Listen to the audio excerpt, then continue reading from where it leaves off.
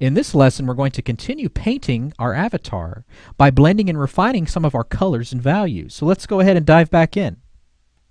So in the previous lesson, we sampled some more colors from our reference photo and began just roughing those in over our base colors on our avatar. And now we're at a point where we really want to start just refining and blending everything together and also examine how everything is registering visually at a smaller size. So with that said, let's actually go ahead and zoom out really quick just so we can see how everything is looking. And I'm noticing we've got some areas that are looking a little bit too dark, and I probably mentioned this in the previous lesson. This area over here on the screen right may be showing up a little bit muddy and a little too dark, so we're going to want to go ahead and rectify that as we begin starting to blend and refine everything. As we were blocking in our colors, I went ahead and went further and just blocked in some rough values and rough colors for his t-shirt as well as his pen and pencil. So with that said, let's go over here and have a look at our layers panel, and we can see I've made a new layer which I've titled blend. I also did some further sampling from our reference photo and made another layer which I've titled palette. So if we turn the visibility on for that layer, we can see some of the common colors that we may find ourselves using. So as we begin to refine and really blend everything together, we'll not only be sampling from around our image, but we may want to sample from some of these colors that I've pulled from our reference photo. Now I've gone ahead and reverted our reference photo back to its original state by just taking a few steps back and getting rid of that smart blur filter that I applied. So with that said, let's go ahead and grab our brush tool, and before we start painting or blending anything together, let's open up our brush panel. And I'm going to want to change the type of brush that I'm using. Now we've been using a hard round brush, so if I right click over the canvas, I may want to switch to a soft round brush. And we'll go ahead and turn on transfer for that, and making sure we've got pen pressure applied to both flow and opacity. I sometimes like to use a soft round brush set to pressure sensitivity when I begin blending certain things together, certain colors, certain values together. So that may be something you'd want to try out. So we're going to make sure that we're on our blend layer first, and we're just going to start going around and begin just refining different areas of our avatar.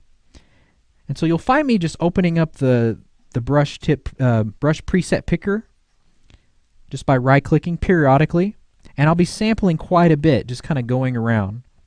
Now this isn't the only one way that you can do this when you're blending. There are a lot of different things that you could use. You could use the mixer brush over here as an option if you just hold down over your brush tool.